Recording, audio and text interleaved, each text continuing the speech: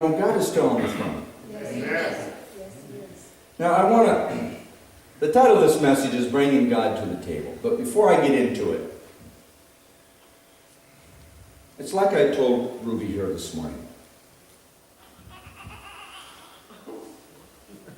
No matter the circumstances, folks, and the chaos in the world, and I'm going to cover some things and talk about some things that are,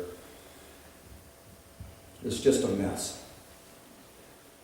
But no matter the state of the affairs of man, for those of us who are children of God, it's well with our soul. Amen. It is well with our soul.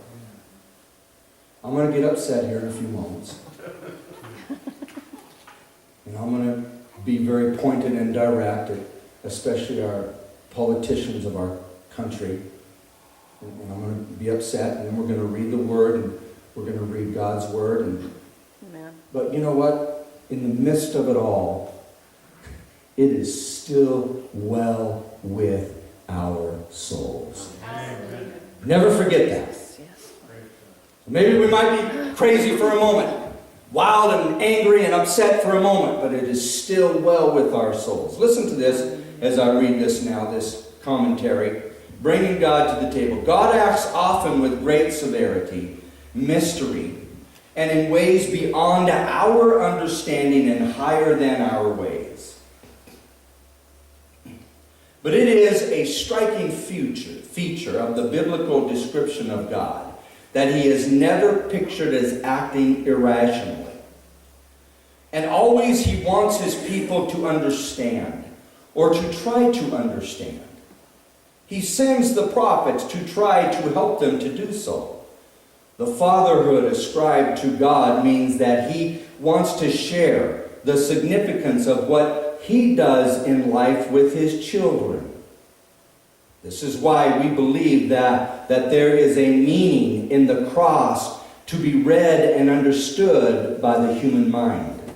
Paul speaks of the word of the cross.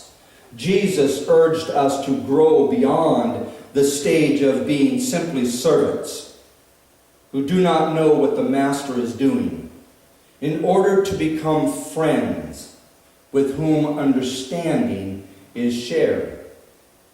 The devout minds of the church have always felt that their faith was compelled to seek to understand what it already saw. The New Testament account of the death of Jesus forced them to ask further questions about it and seek answers. And they had to try to hold the various statements of the New Testament together in some such way as to obtain a unified view of what was, after all, one act of the one and only God. They approached their task knowing that simplicity, reverence, and prayer were more important than brilliant minds. They knew themselves to be dealing with the God of Jesus Christ, who had hid things from the wise and prudent and revealed them to babes. Gradually, as time went on, they understood more and were in a position to see still more waiting to be understood. They failed, as we shall see, only when they thought they had understood without seeing more yet to be understood. Now, with that, let me move to politics for just a few moments. And I know it's a subject we dread. But folks, let us clearly understand that God never separated the political structure of Israel from the religious structure of Israel. It was always one and the same. It was always one and the same. God always wanted to be involved in every aspect of the Jewish life.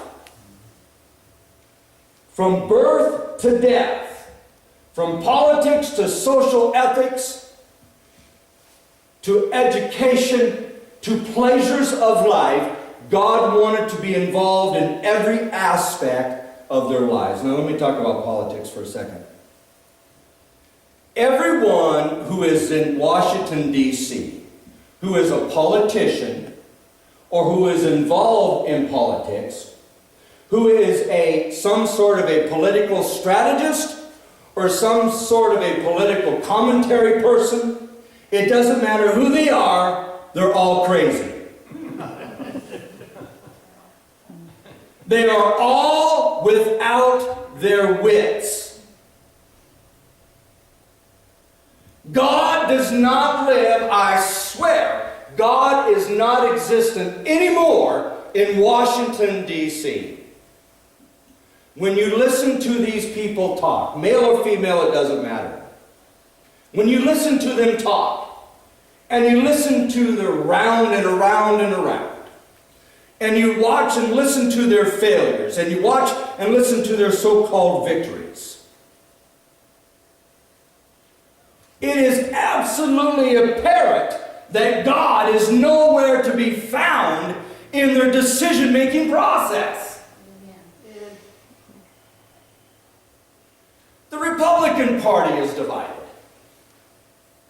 The conservative coalition, or whatever that is, now put down this last health care bill or whatever took place.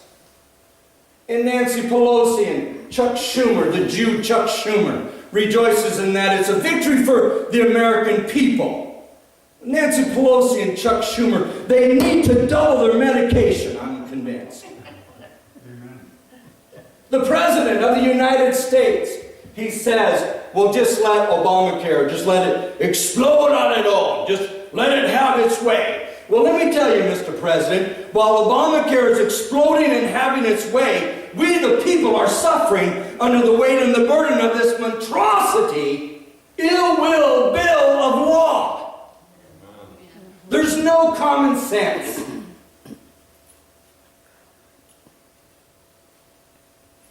Why can they not understand? Just take for an example my wife, for an example, who currently has no medical insurance because we simply cannot afford it. It's $1,000. How can those people, 450 congressmen and women and 100 senators, I believe that's the numbers, in Washington, D.C., can't get their brains together to figure this out? You take an average American like my wife. Health care for her shouldn't be more than $500 a month with a $2,000 deductible, low prices for medications.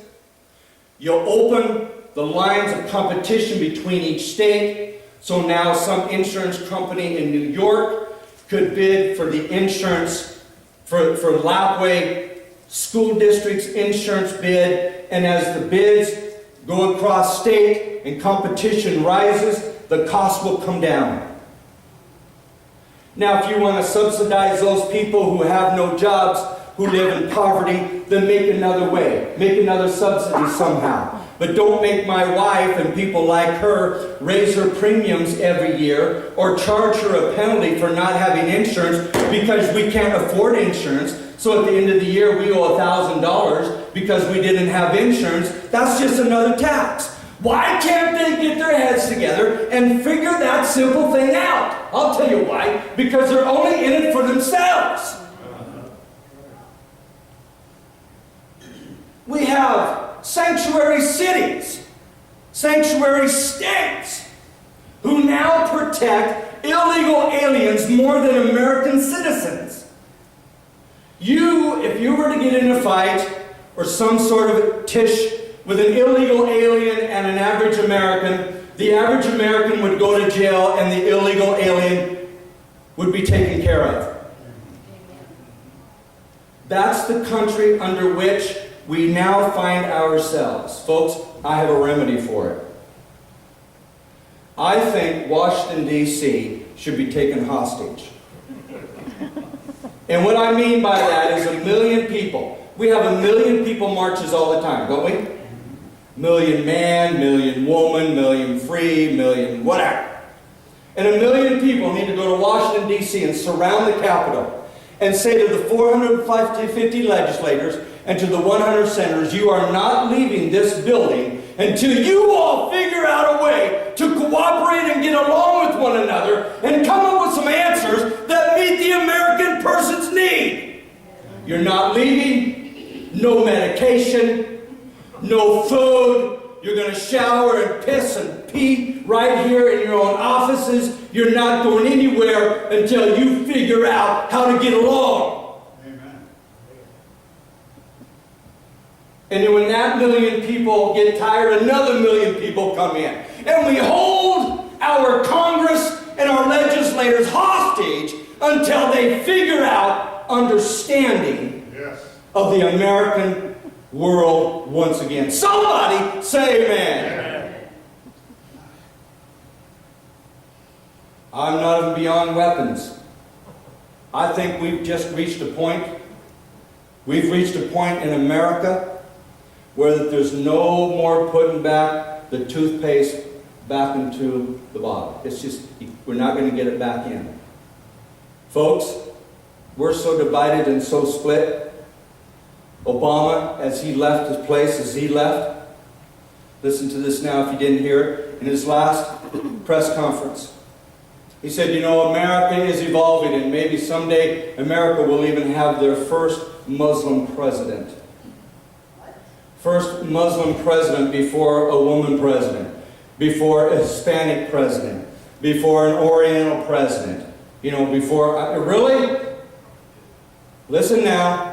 The Democratic Party just elected their new chairperson for the Democratic Party. One of those guys in running for that chairperson of the Democratic Party is the first Muslim congressman from California elected to Congress. The new chairperson that was elected made this Muslim congressman from California his vice chair. Folks,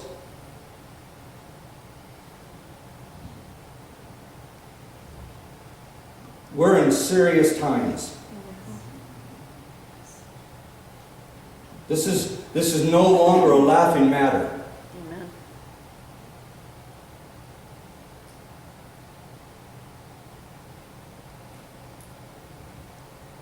And I'll tell you why. For the last 28 years since Ronald Reagan, you can chart history. When Ronald Reagan left office in 1988, then Bush the elder became president for 4 years. He couldn't get the next term. He blamed it on his vice president electee. So Clinton was elected president. Clinton served 8 years.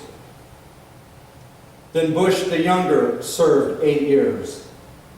Then Obama served 8 years. That's 28 years if you add them up.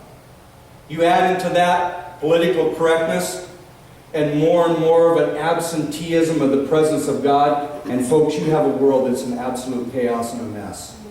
And you have America that is on the brink, folks. Really? Really? Muslim is anti-Christ. Really? We may have the first Muslim president shortly in our country, the first anti-God, anti-Christ president. Folks, this is no laughing matter. America is on the precipice. And whether you agree with or like or disagree with our current president, that has nothing to do with Republican or Democrat. I'm just as mad at all of them. I'm just so angry with all of them.